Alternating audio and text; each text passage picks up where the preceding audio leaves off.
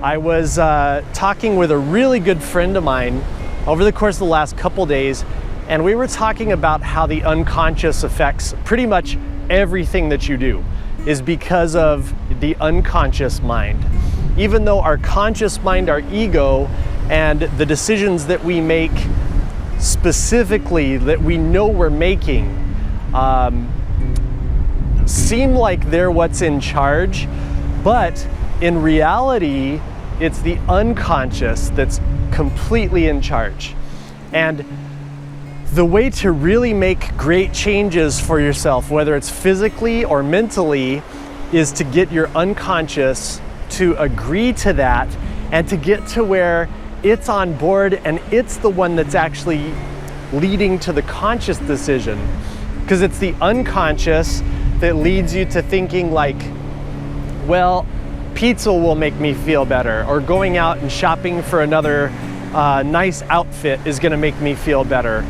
But then you get the nice outfit, or you get the pizza, or you get the tub of ice cream, and it doesn't make you feel better. It actually really exacerbates the feelings that are making you feel worse and worse.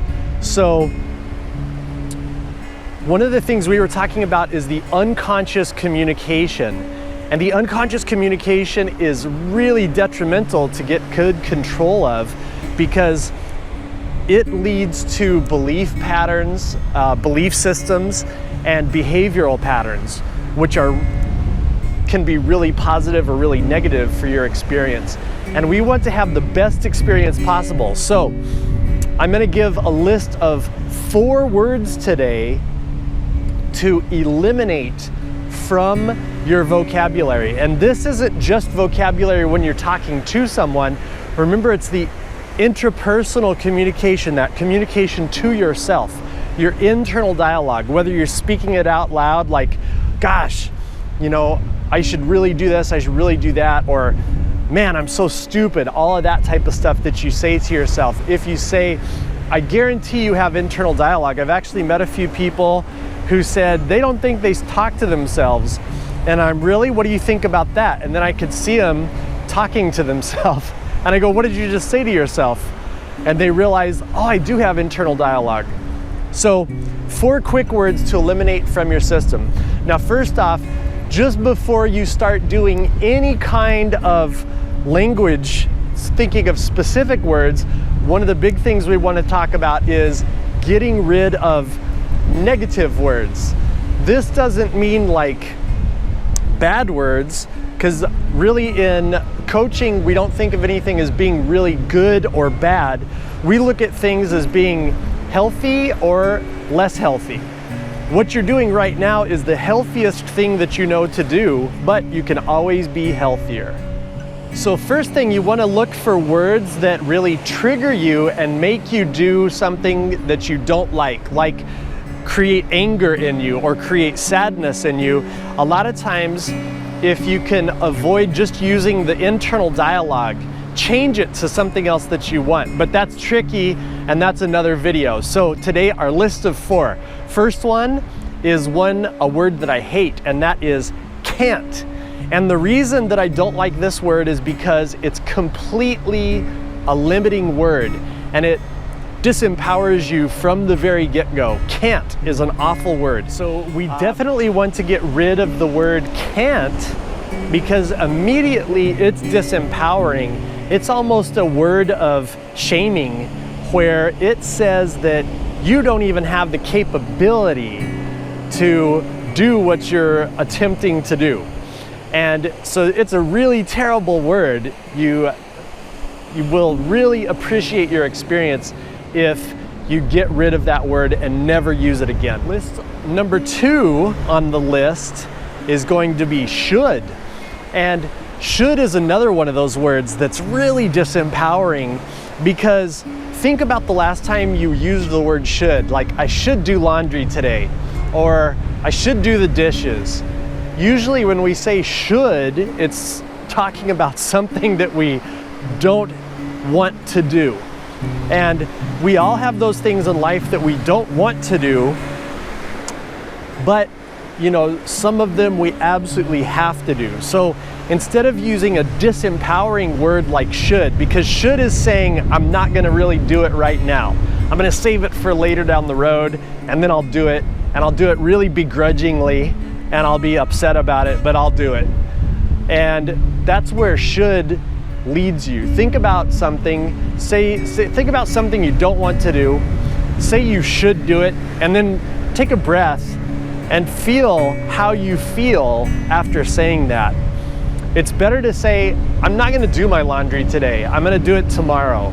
I'll do it at 2 o'clock, and just picture yourself doing it at 2 o'clock. And then when 2 o'clock tomorrow rolls around, don't put it off, just get up and do it and have it done with, and enjoy your time for having it done. So should is number 2. Number 3 on the list is going to be the word try. And this is a really interesting one, because sometimes I have people argue with me about the word try, but I really agree with one of my mentors on the word try, because try is a very disempowering word. If you think about when you use the word try, it implies failure. Think of one of the old monikers that we use really frequently, which is that try again, try again. And some people get attached to this feeling that they're really tough and that they'll fail, but they'll get back up and they'll do it again. And they'll just continue to try over and over and over and over. But try also has that very dangerous connotation to it, that meaning that it's okay to step into it knowing you're not going to get it done. And so try is a very limiting and disempowering word. Say, I'm gonna do it, and then do it.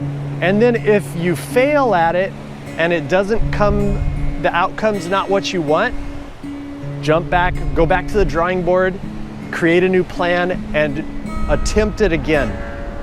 Attempt is a healthier word to use than try. So try is number 3. Listen to yourself and hear how often you use some of these words, can't, should, and try, and see how you feel about them. Okay, and number 4 is a question word. And this one is really interesting, but I really like the premise of eliminating it from vocabulary, especially remember when you're talking to yourself. And that's the word why.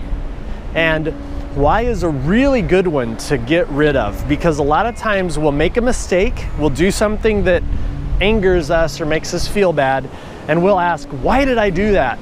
And remember, your unconscious, when you're communicating with your unconscious, which you're always communicating with your unconscious, always.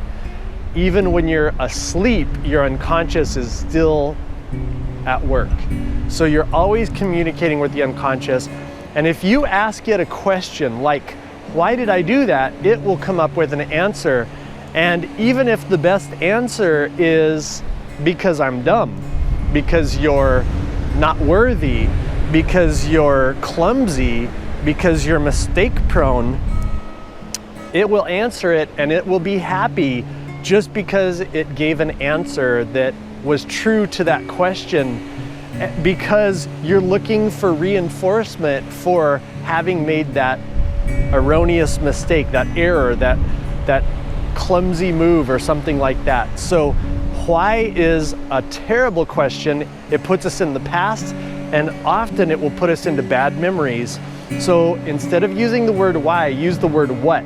Create an empowering question like, what is the best thing I can do to keep that from happening again? Something on that regard.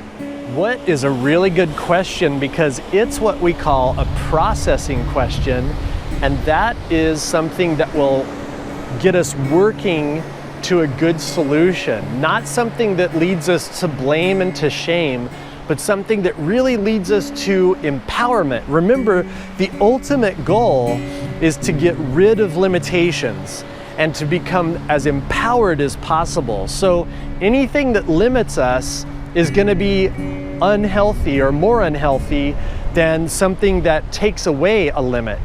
We want to be limitless, and we want to be as empowered as possible, and language is easily one of the strongest, if not the strongest tool, the strongest symbol that we use that creates meaning for our unconscious. And that's where all change, that's the only place where change can occur that's meaningful, is in the unconscious. So if you have any idea of words that should be eliminated that create limitations or that create disempowering feelings, let us know. List them down below and give us your thought process on it. Start with one of them. That's a simple process. Start with one of them and eliminate it from your vocabulary, especially when you're talking to yourself. Every time you hear yourself say the word try, go, you know what? Just correct yourself. Not try, I'm gonna attempt it. I'm really gonna do it. Or if you say the word should, I should do the dishes. No, you know what? I am gonna do them. I'm not gonna do them this afternoon. I'm gonna do them tomorrow at 2 o'clock. Something like that. But make those agreements with yourself, correct yourself, empower yourself, and let us know how it goes. All right, I'm gonna get back to my workout, phase 2, getting my physicality back to my fight fitness, fight shape. Thanks for watching as always, and I'll see y'all soon.